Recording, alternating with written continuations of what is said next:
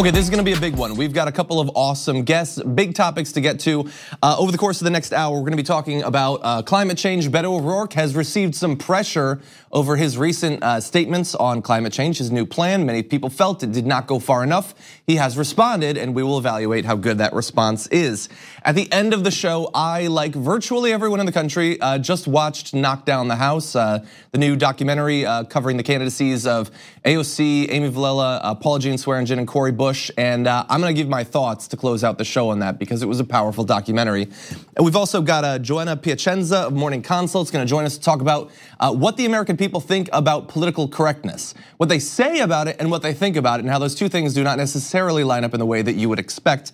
And then later on the show, Sarah Kendzior is gonna be joining us once again to respond to the Barr testimony yesterday, the lack of testimony today, what consequences there should be for that, and what the Democrats should do in regard to Donald Trump going forward towards the 2020 election. But before we get to all of that, I'm going to do something we never do in the beginning of the show. I'm gonna talk about The View, the bad things they do, and also the things that they don't do that they're being blamed for over the course of the next 10 minutes or so. But first of all, at some point last week when Bernie Sanders was talking about the possibility of not only making sure that everyone who has paid their debt to society in prison and has now gotten out should be allowed to vote, but that also they should be allowed to vote while they're in prison, that created some controversy that continues to today. And at the time The View talked about it, I actually missed their discussion about it. And there's some interesting stuff in this short clip that I want to show you. So here is Meghan McCain on what Bernie Sanders had been proposing. No, he should not get out. But I think he should be given the death penalty. I mean, that's where I'm at with this. People who commit acts of terror on American soil. Does this include, in your mind, domestic terrorism? Yes, terrorism is terror. Yes, of course. And what about those guys who shoot schools up? That also, they should, of course, be in jail. Child molesters. It is. I'm trying to tell you this. What Bernie Sanders said is going to be turned into a clip that will be. It upset me this morning. How do you feel about the fact that people in Vermont are allowed to vote? Abby and I didn't have brothers that served multiple times, and I didn't watch my brother deploy when he was 19 to fight this crap, to have them come here and give the right to vote. You are missing. Wait. Okay, so like 4 things. First of all, that is a daytime show, and yet it is the most exhausting TV to watch imaginable.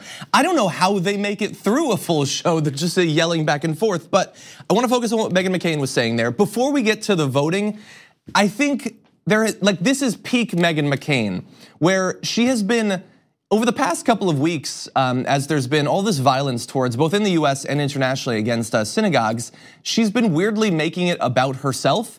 And now, the fact that she has relatives who have served abroad, she deployed that exactly how a person who had themselves served would deploy it. That is like family stolen valor. I did not have someone else fight abroad so that this would happen today. That's not actually how it works. If you want to deploy that, by the way, you could have a problem with that sort of rhetorical flourish, even if a person was doing it themselves, but she did not serve, okay? And I did not have lots of other people serve so that Meghan McCain could steal valor in this way. Anyway, so that's just Meghan McCain. She's one of the most important voices in American politics because we live in America, it's 2019. Far more important though is the voting. And so she's responding to Bernie Sanders. Here is just a little bit of what Bernie Sanders said at the time. I believe even if they're in jail, they're paying their price to society, but that should not take away their inherent American right to participate in our democracy. And now it might seem weird, like you might say, well, John, you've been talking about this for a week now, you've talked about it multiple times, why now with The View? Well, the thing is, for whatever reason, The View is an incredibly popular show that is very important in American political discourse. All the presidential candidates have to go there. The things that they opine on make news virtually every day, which is why it's so frustrating when they give people like Meghan McCain a spot on the panel. But that's what we've got. And so I do want to respond to some of it because again, every time I talk about this topic, I am realizing more and more that this is a hill to die on and I'm just going to die. And that there is just something fundamental that is not going to allow people to engage fully in a logical fashion on the argument that all of these people should be allowed to vote. Because the conversation has been hijacked. It has been hijacked in exactly the way I predicted. Literally as Cuomo was asking the question about the Boston bomber to Bernie Sanders, the goal was to hijack it and it has been thoroughly hijacked. And to demonstrate that, let's talk about numbers just a little bit. So you probably know that we have the largest prison population per capita. We have literally millions of American citizens at any given time that are locked up. It is a massive, massive population. Of that population, how many of those people are the Boston bomber? Don't worry about running the numbers, I'll do it for you. It's the one guy. And in terms of terrorists more broadly and domestic terrorists and all of that, even defining that very loosely, we'll include all of the people who do the mass shootings, all of that. Is that 1 in 10,000 of the people in prison? Is it 1 in 50,000? I honestly don't know. I looked for the numbers and couldn't find them, but it is small. And yet, that's all the conversation we're having about this. I will even go more broad than just the terrorists, because I have a feeling that even if we weren't talking about the Boston bomber, people would still have a problem with the idea that someone who committed murder or someone who committed rape or something like that was gonna be allowed to vote. So all of that, let's include all the violent crimes, all the rape, everything like that, even violent robberies that don't result in a murder or anything like that. The numbers, it's like 15% of the prison population, which I don't think most people know. I think most people learn about prison through TV and movies and think that the prisons are just filled with violent criminals. Now, there are a good number. That's certainly the case. But something like 80 to 85% have not done anything violent. They're in there for a number of other crimes. And you probably know that the single biggest category are nonviolent drug offenses. It's like something like 45% for the numbers that I saw earlier today. So when we want to have a conversation about millions of Americans having the ability to more fully participate in American democracy, we don't have that conversation. We have a conversation about, at best, whether 10% of those people should be allowed to vote, and honestly, whether 1 or 2 of those people should be allowed to vote. So if there are tons of people who've been thrown in jail for nonviolent drug offenses, and let's keep it real, in many cases because of the implicit discrimination, bias, and unjust nature of our criminal justice system, forget that, Ted Kaczynski's out there. And do we really want him to vote? And we've gone through all this, it's probably a waste of time to do it again, but first of all, what do we think that those people are going to do with their vote? The handful of people that are the worst examples of what that they would be allowed to vote. What do we think is gonna be the consequences of their democratic participation?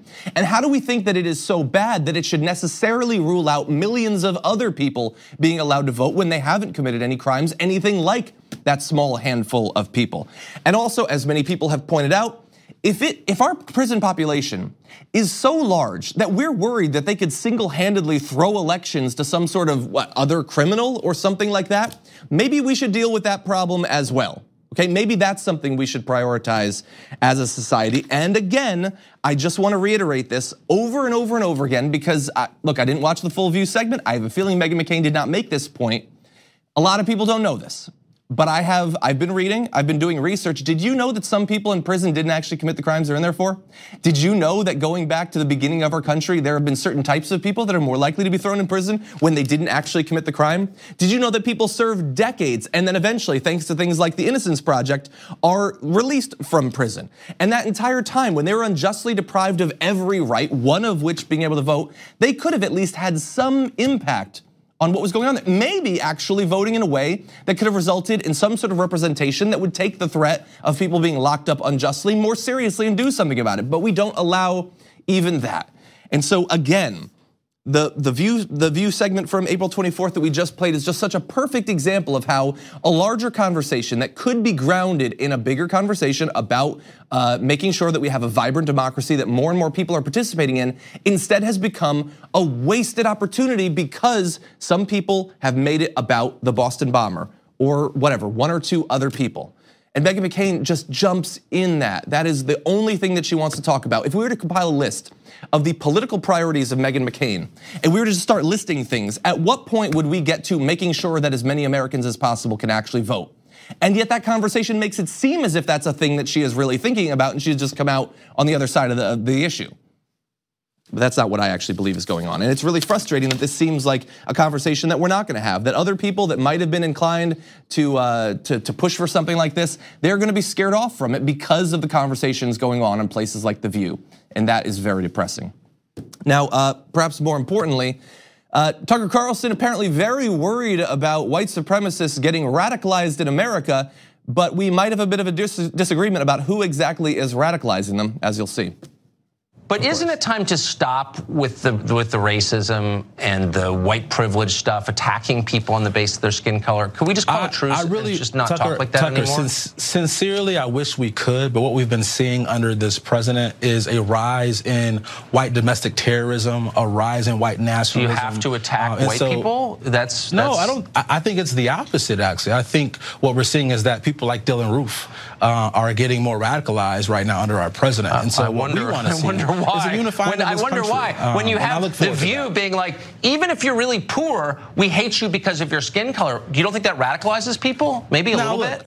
And just bear in mind, he's one of the smart ones. He's one of the ones that's, he's a more serious Republican. Like, he's willing to question like the elites in society and all that. No. So he's worried about the radicalization, but who is radicalizing those white supremacists? The View, okay? So it's Meghan McCain, I guess, and Abby Huntsman and all the rest. They're the ones that are doing it. So there's so many absolute BS points in that I will say, and didn't say it. And so came close, okay? This is what Tucker Carlson does to me.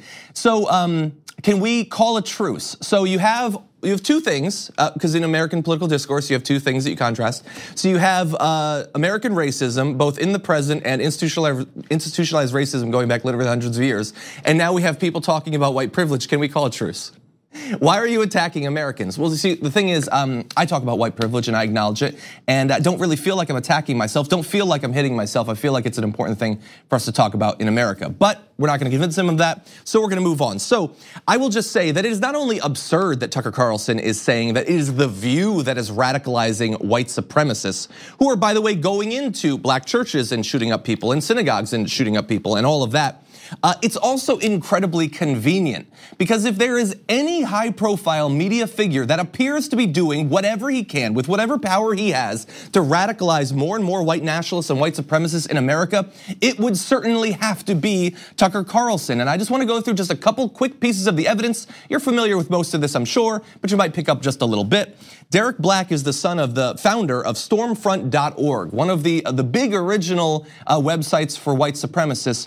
And he said recently, it's really, really alarming that my family watches Tucker Carlson's show once and then watches it on the replay because they feel that he is making the white nationalist talking points better than they have. And they're trying to get some tips on how to advance it. So those who, for much more than a decade, were running a white supremacist website feel like they can learn things from Tucker Carlson in making the case that white supremacy is awesome and that's the direction we should be going in. And how does he actually do this? What are some of the talking points? Well, here's a quick rundown. In August of last year, Carlson ran an erroneous segment about white farmers in South Africa pushed off their land, a conspiracy theory widely circulated in far-right circles. It's part of the white genocide argument.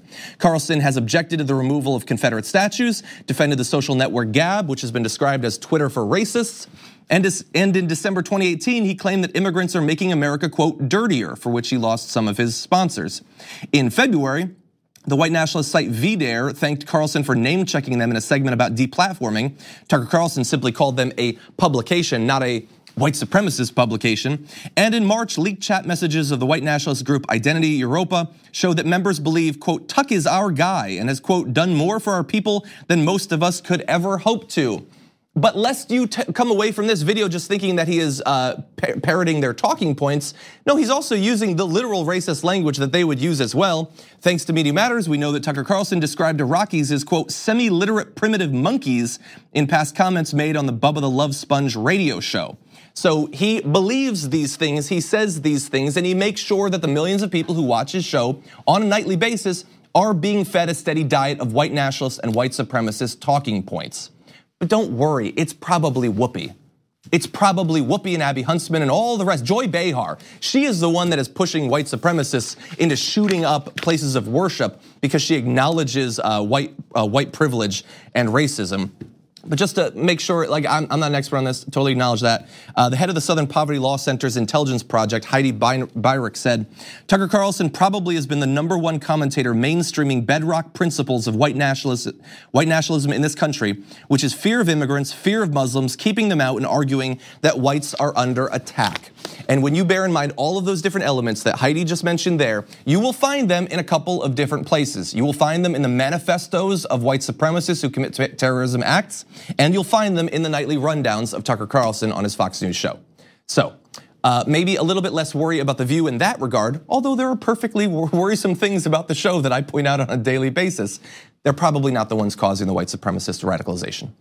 With that, we are gonna take a break. We come back, big poll from Morning Consult on political correctness. What do the American people really believe? We'll be breaking that down after this.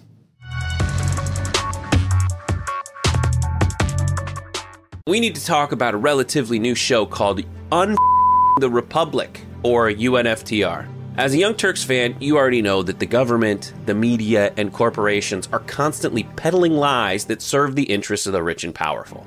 But now there's a podcast dedicated to unraveling those lies, debunking the conventional wisdom. In each episode of the Republic, or UNFTR, the host delves into a different historical episode or topic that's generally misunderstood or purposely obfuscated by the so-called powers that be, featuring in-depth research, razor-sharp commentary, and just the right amount of vulgarity. The UNFTR podcast takes a sledgehammer to what you thought you knew about some of the nation's most sacred historical cows. But don't just take my word for it. The New York Times described UNFTR as consistently compelling and educational, aiming to challenge conventional wisdom and upend the historical narratives that were taught in school. For as the great philosopher Yoda once put it, "You must unlearn what you have learned." And that's true whether you're in Jedi training or you're uprooting and exposing all the propaganda and disinformation you've been fed over the course of your lifetime. So search for UNFTR in your podcast app today and get ready to get informed, angered, and entertained all at the same time.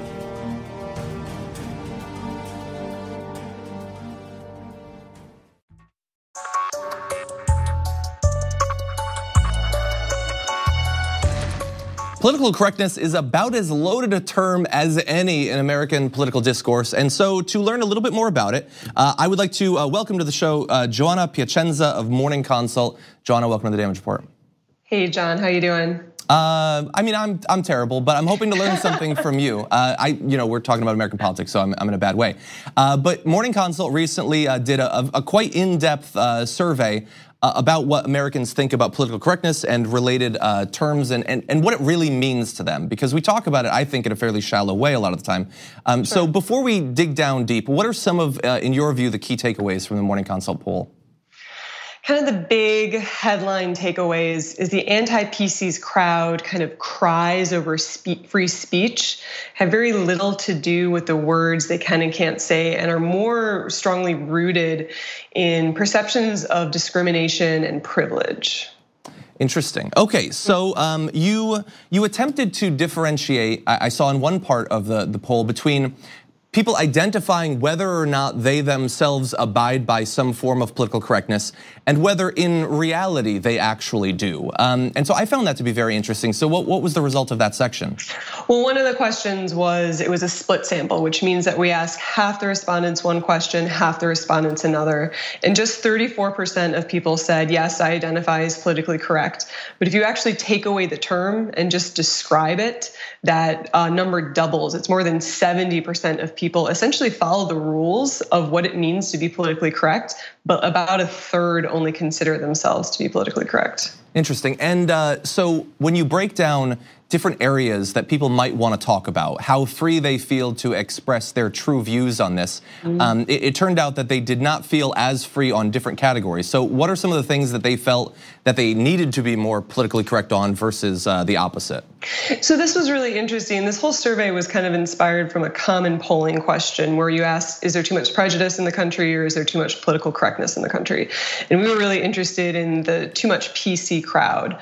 So we put together the giant 13,000 plus poll, and we found that most people, including those who say there's too much prejudice, agreed with statements such as the rules about what you can and can't say, change every day and it's hard to keep up. The current climate prevents people from talking about how they really feel about certain topics. When you ask them about certain hot button issues, race, immigration, sexuality, gender, most people, including those who say there's too much PC, said they do feel like they're able to talk about all of these issues in a way that's authentic to how they feel. So people have a really complicated relationship with PC. Maybe they say that other people can't talk about it, but yes, I can say how I really feel about this certain thing. So just out of curiosity, I mean, you broke down in the poll different groups, how likely they are to say that there's too much political correctness versus too much prejudice and all of that. If you were to have to identify sort of the prototypical example of a person who is worried about political correctness in America, what might that person look like? The people who said that there's too much political correctness are disproportionately white. They are disproportionately male, Republican, conservative, and supportive of Trump. They're actually disproportionately white and male. It's 47% of people who say that there's too much political correctness are white men, compared to just 37% of the whole population. So I apologize if this goes outside of the specific questions in your poll just a little bit, but this is something I've been interested in for a long time, because if you were to ask someone to define what political correctness is, I think that they would give you a definition that hypothetically could be applied to behavior or speech of anyone on any sort of end of the political spectrum. And yet I have noticed in practice that it only really is used in reference to sort of more liberal or left-wing attempts to use terms that are considered to be politically correct. So about a week ago, when people were referring to those who had been killed in the terrorist attacks on Easter as Easter worshipers instead of Christians, a lot of right-wingers were very angry about that. But I don't think many of them would have said that the people saying Easter worshipers aren't being politically correct. In your work, have you found any indication that there is this sort of political bias in what gets labeled as political correctness and what doesn't? Republicans were, well, that's an interesting question, because you see in a lot of entertainment Christians being made fun of, whites being made fun of, Trump supporters being poked at on TV shows and in films. But I could see, some of these people who say there's too much political correctness saying, well, wait, I can't say what I used to be able to say 10 or 20 years ago about immigrants, about women with the Me Too movement, about any racial or ethnic minority group. So there's this kind of sentiment of unfairness. How come we can make fun of Christians? How come we can make fun of whites, of veterans on SNL, but we can't make fun of these groups that 10, 20, 30 years ago we could make fun of? Yeah, and I guess you sort of got into it there, but in one of the write-ups about this poll I saw, it certainly seems as if a lot of the concerns seem to be less about free speech, especially as you point out, these people do in fact feel like they can still say those things, and more about some sort of sense of victimhood, of having lost something. Does that seem accurate? Absolutely, there's kind of this sense of martyrdom. In terms of those who said that there's too much prejudice, they were 3 times, that group who said there's too much prejudice, they were 3 times as likely as the group who said there's too much political correctness to say that discrimination, racism, and sexism aren't taken seriously enough. If you look at the party breaks, we kind of looked at the 2 groups, too much political correctness and too much prejudice. But if you look at the party breaks, Republicans are more likely to say that Black people do not understand the advantages they have than they are to say white people do not understand the advantages they have, I think by a 3-to-1 margin. Wow. Joanna Piacenza, features editor for Morning Consult. Thank you again for joining us today. Of course, lots more to see in that data package, so take a look. So we're gonna take a short break here. When we come back, a little update on Beto O'Rourke's climate proposal. We'll give you the bit of finessing that's gone on over the past day after this.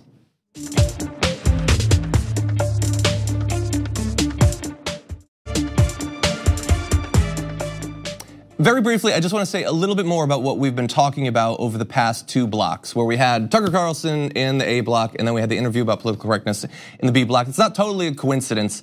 I really do want just to have it in the back of your mind as you're going forward, and as you're listening to the arguments that people on different ends of the political spectrum make. Just think about when you hear political correctness deployed, when it's used and when it's not used. Because we were talking in the A block about how Tucker Carlson wants a truce. He doesn't want to hear about white privilege. He doesn't want to hear accusations that someone is a racist. He thinks that those things are bad and offensive and politically incorrect. He would never say that. He would never identify it as that, but that is clearly what he is saying. We gave the example in the B block of the Easter worshipers. Like, there are terms, specific terms they don't like to see deployed against them. They get really angry about that as well. And yet, not political correctness. Political correctness is just a thing that leftist snowflakes use. Everybody's concerned about terminology, but it's only the leftists who are politically correct. And so just bear that in mind as we go forward. But we here at the Damage Report are gonna go forward.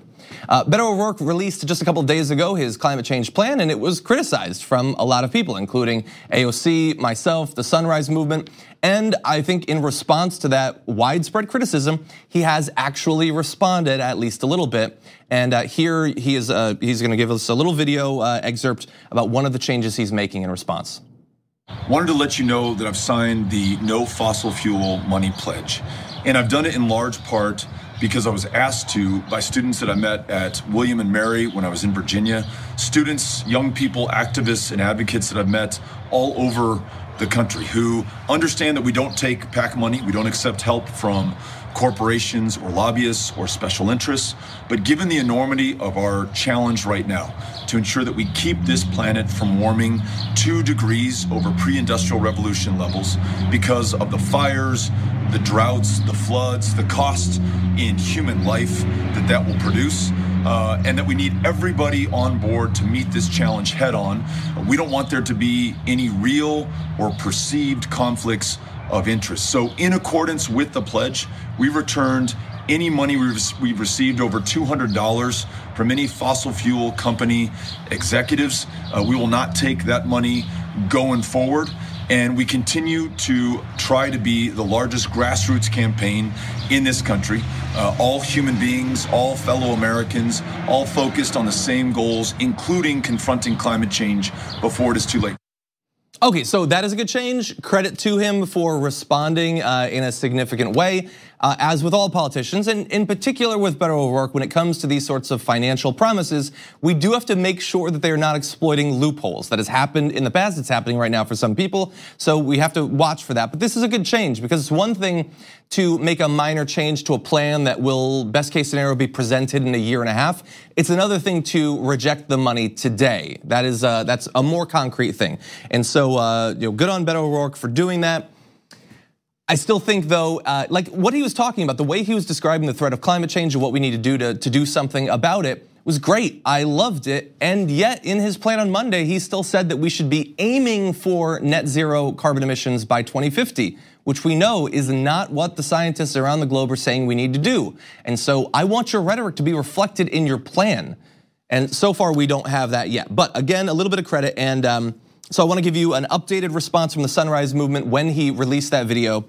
They said, for decades, fossil fuel billionaires have knowingly impeded action on climate change and used their massive wealth to mislead the public about one of the most pressing crises of our time. Beto deserves credit for acknowledging the toxic role of fossil fuel money in politics, and we commend him for swearing off those donors.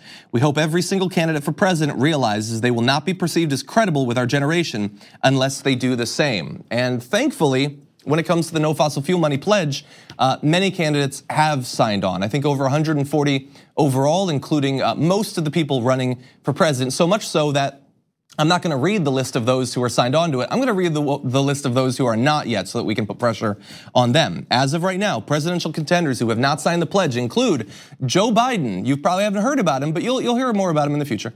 Amy Klobuchar, Cory Booker, Kamala Harris, Tim Ryan, Julian Castro, John Delaney, and John Hickenlooper. They're making Johns look bad.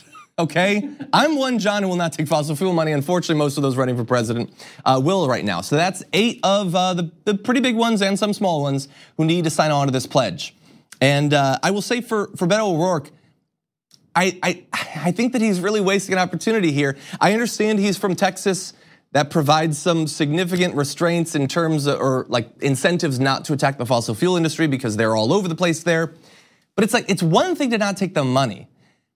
But for us to actually get to where we need to be, I want a candidate who is going to say, I've got a bottle of champagne chilling in the fridge, and when we shut down the last fracked gas well, I will pop that bottle of champagne. When there is not even one car running on internal combustion, that will be a day to celebrate in America. When we shut down the last coal plant, like to actually say, I don't want your money, and in fact, your industry is killing us, and we're going to kill your industry. That's what we actually need to get to where we need to be. And right now we don't have candidates who are willing to say that, who are willing to say, not only am I not gonna take your support, but I am your enemy and I will win because of the strength of the movement behind me. And hopefully very soon we will get to that place. Okay, we are gonna take a short break. We come back, lots more to get to.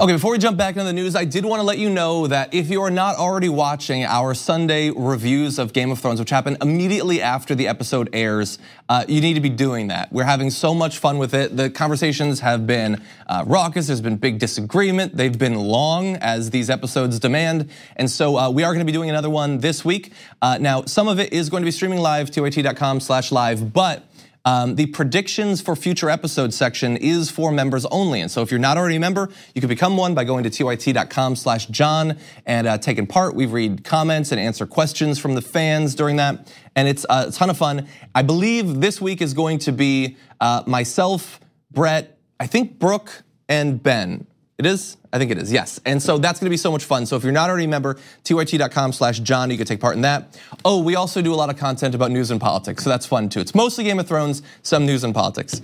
Anyway, with that, let's talk about news of the day. William Barr testified before the Senate yesterday. He was supposed to testify before the House today, and they decided, no, we're not gonna do that. We're not gonna take part. Honestly, I'm surprised that he did what he did yesterday. It was rough for him. He came out looking like a complete partisan hack. He fulfilled all of our worst predictions about what sort of AG he would be if he was allowed to take the position months ago, and that is exactly who he was. He did not sit before the Senate yesterday as the Attorney General, as the top law enforcement officer of our country. He sat there as Donald Trump's personal lawyer. He responded to every question with Donald Trump and the White House's talking points. He spun nonsensical ideas of what obstruction of justice is and isn't. He lied about the fact that there needs to be some sort of underlying crime that's been discovered. And in one section that I thought about showing the video, but we showed a lot of video from it yesterday.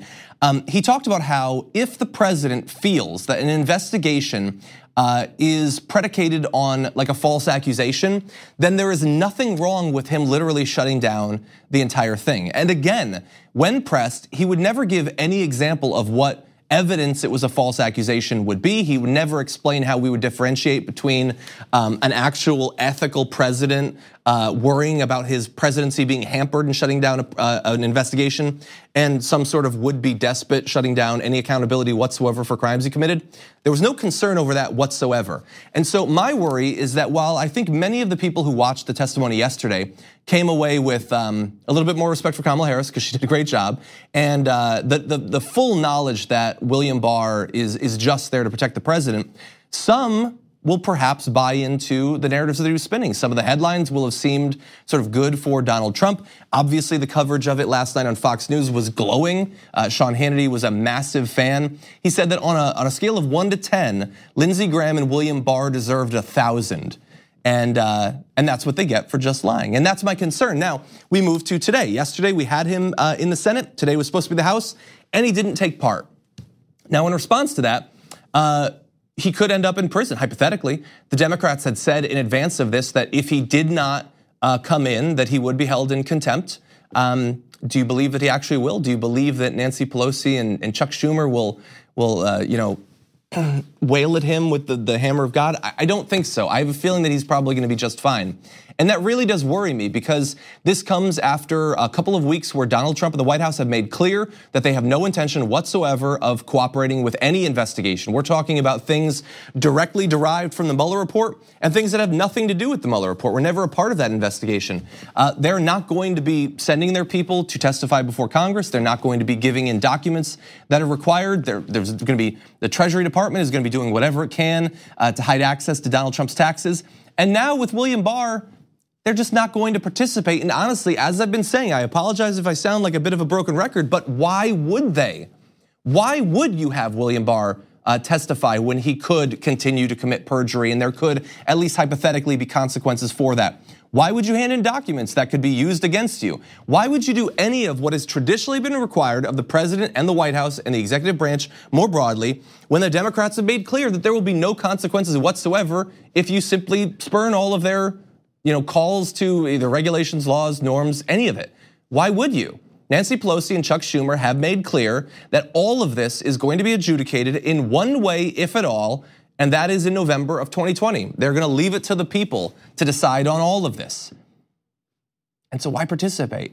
Why pretend that there's a separation of powers when the power has been thrown in the trash? When Congress has said that they are not going to fulfill their constitutional obligations, why would the executive branch defer to them?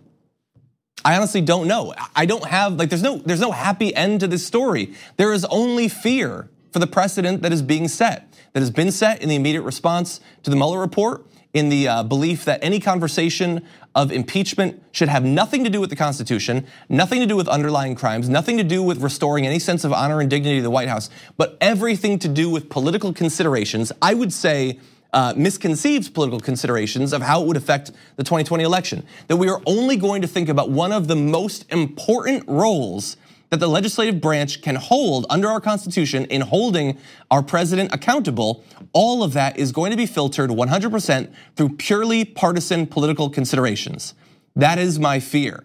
And while I love, like we're showing you a video right there of Kamala Harris sticking it to him, and Cory Booker looks somewhat motivated, although he did not similarly do a great job. It is to some extent just for show because nothing will come of it.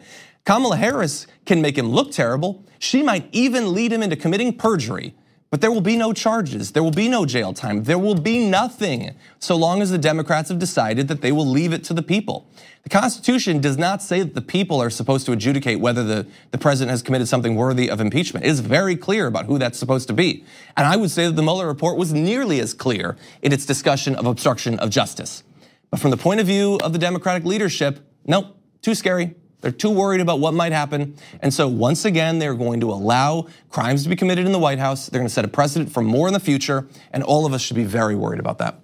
We're gonna take one more break. We come back, we're gonna turn to something a little bit more hopeful, a little bit more inspirational. Last night I watched Knock Down the House, and I'm gonna give you my thoughts after this.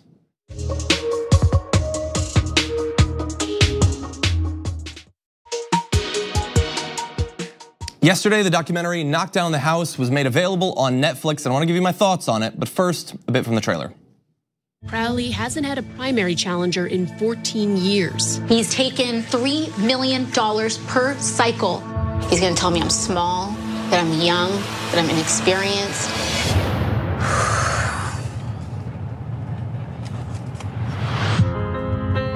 My mom cleaned houses growing up. I never really saw myself going into politics. Americans aren't asking for a lot. They're just asking for politicians to help them get by. I can do this. I know you can. Okay, so I'm gonna guess that a lot of you watching this have probably watched that already. But if you haven't, you definitely should. It's available on Netflix. It obviously did very well at Sundance. It's a very interesting look at the campaign dynamics of the various primary challengers back in the 2018 cycle. Now, the reason that I enjoyed it so much was not just that it was focused on AOC, although that's a big part of it, but also for, like many of you probably, the daily grind of politics in a time when Donald Trump is president and the Supreme Court is conservative and the Senate is dominated by Republicans can be a depressing place. We all need a little bit of hope and a little bit of inspiration from time to time. And in the same way that primary challenge of AOC and her win in November provided that, and watching her political activity since then has provided that, this documentary can do the same thing. Even though in 3 of the 4 cases that are profiled in this documentary, it does end in effectively tragedy. So you have AOC, but the 3 others are Paula Jean Swearengin of West Virginia, you have Cori Bush of Missouri, and Amy Vilela of Arizona. And in those 3 cases, they weren't successful, which is sad. And honestly, the experience of watching those sections can be heartbreaking. When you see Paula Jean Swearengin, she's campaigning, talking about the effect that obviously the environmental exploitation, energy exploitation, all of that, the effect it's had on the health of people in West Virginia is devastating. Amy Vilela talking about why she got into politics, the experience of her daughter dying because of the completely unjust healthcare industry that we have in this country, and then when she cries on election night, is devastating.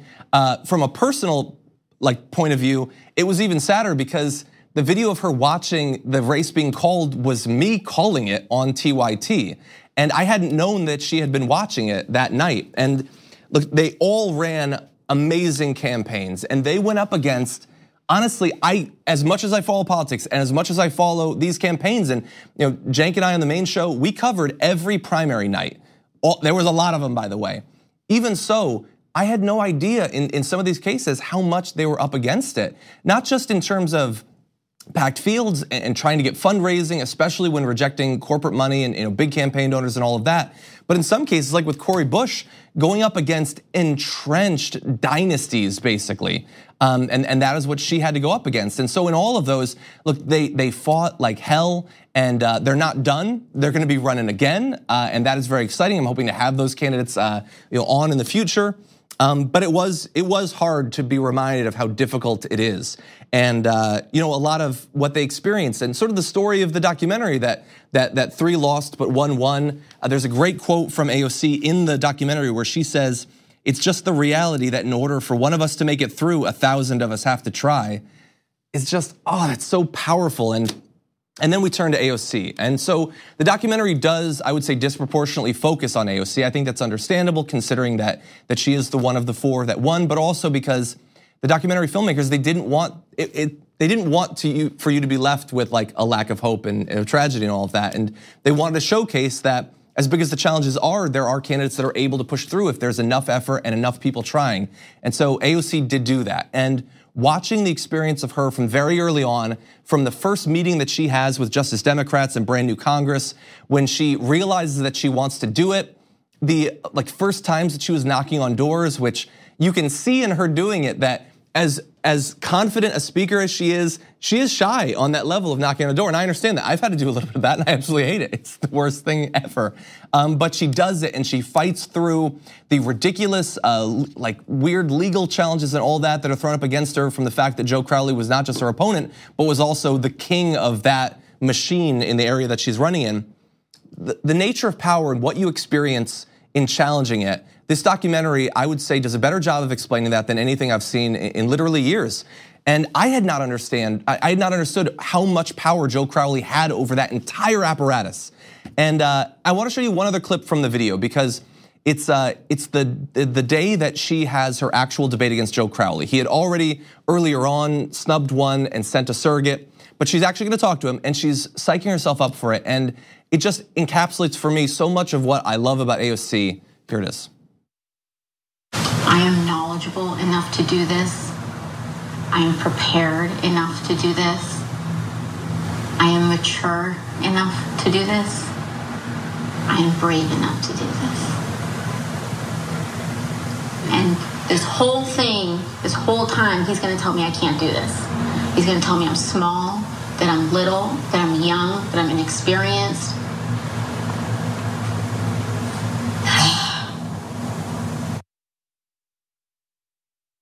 And honestly, I think that I found my mantra now going forward. When I see the news and when I read the comments, just not today, okay? I need 2 things to get through this. I need AOC and I need Arya Stark. Those are the things, okay? And that is how we're going to change this country with people-powered campaign, progressive politics, and Valyrian steel, baby. But anyway, look, I'm joking. It is even her section, which is a triumph, and you get to relive the night when she realizes it, when she's trying to push into the bar where they're announcing that she's winning by saying, that's me on the poster.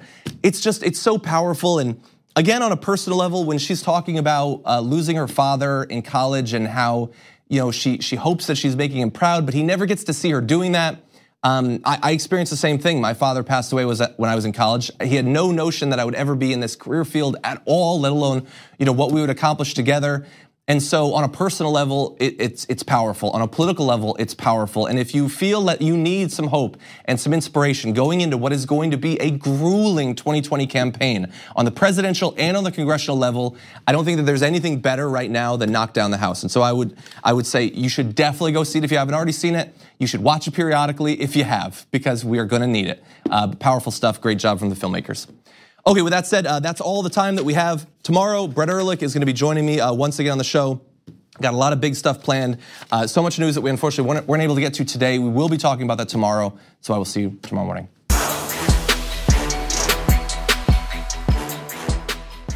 Thanks for listening to the full episode of The Damage Report. Support our work, listen ad-free, access members-only bonus content, and more by subscribing to Apple Podcasts at apple.co/TYT. I'm your host, John Iadarola. I'll see you soon.